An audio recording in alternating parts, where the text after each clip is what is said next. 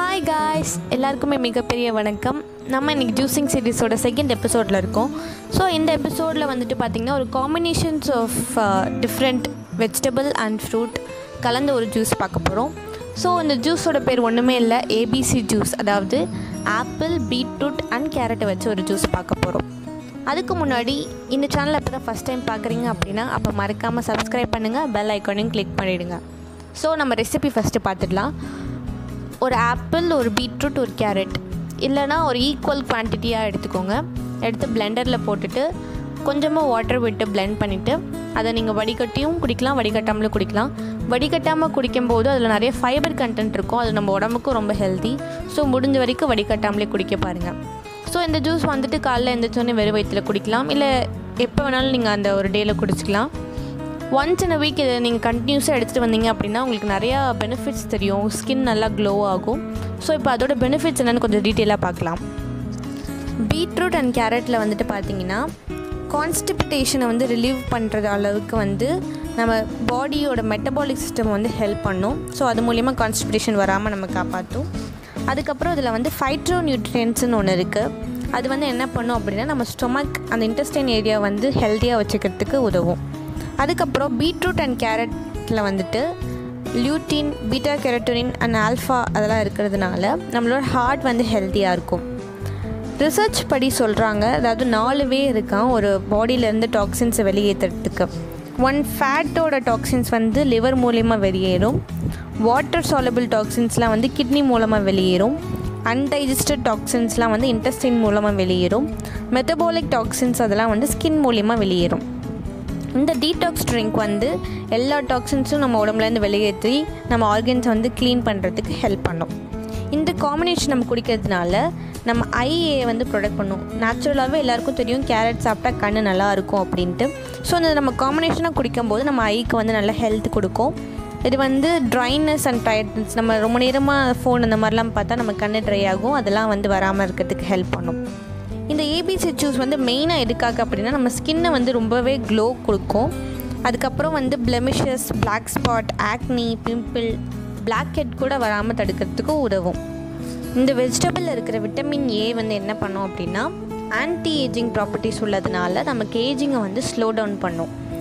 இந்த ட்ரிங்க்கில் வந்துட்டு low glycaemic index இருக்கிறதுனால, அதே மாதிரி நிறைய ஃபைபர் கண்டென்ட் இருக்கிறதுனாலையும் வெயிட் லாஸ்க்கும் உதவும்.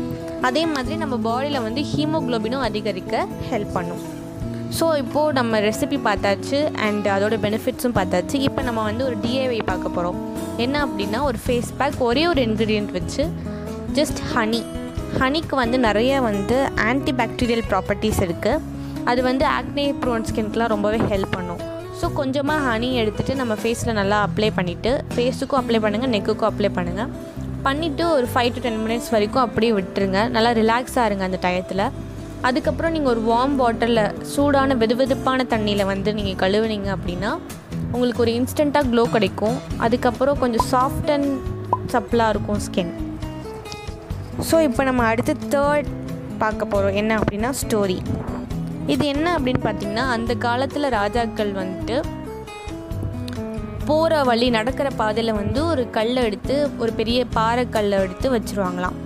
யாராவது அந்த கல்லை எடுத்து நகர்த்தி வைக்கிறாங்களா, யாராவது மக்களுக்கு உதவி பண்ணுறாங்களா அப்படின்னு பார்க்குறதுக்காக நிறைய பீப்புள், நிறைய ராஜாக்களாக இருக்கட்டும், இல்லை யாராவது நடந்து போகிறாங்களா இருக்கட்டும், அவங்க எல்லாருமே அதை சுற்றி தான் நடந்து போகிறாங்களாம்.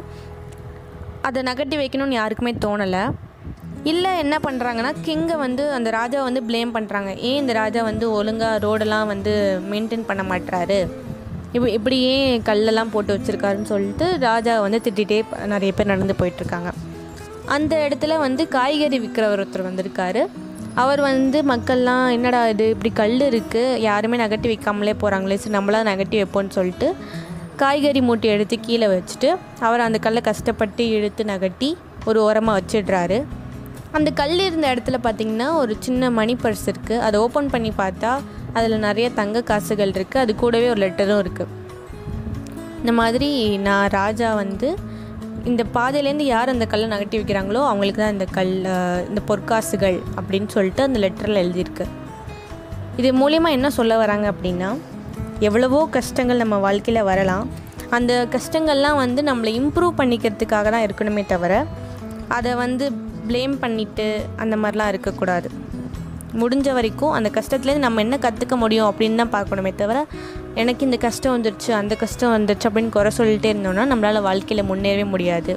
ஸோ முடிஞ்ச வரைக்கும் கஷ்டத்தை பார்க்காம அந்த கஷ்டத்தில் என்ன இருக்குது அப்படின்ற பலனை பாருங்கள், இல்லை அந்த கஷ்டத்தில் என்ன நல்லது இருக்குது அப்படின்றதையும் பாருங்கள். ஸோ இந்த வீடியோ இதோட முடியுது. உங்களுக்கு இந்த வீடியோ பிடிச்சிருந்தது அப்படின்னா லைக் பண்ணுங்கள், ஷேர் பண்ணுங்கள், கமெண்ட் பண்ணுங்கள், சப்ஸ்கிரைப் பண்ணுங்கள். நான் அடுத்த எபிசோடில் உங்களை சந்திக்கிறேன். Until it's bye from Learning with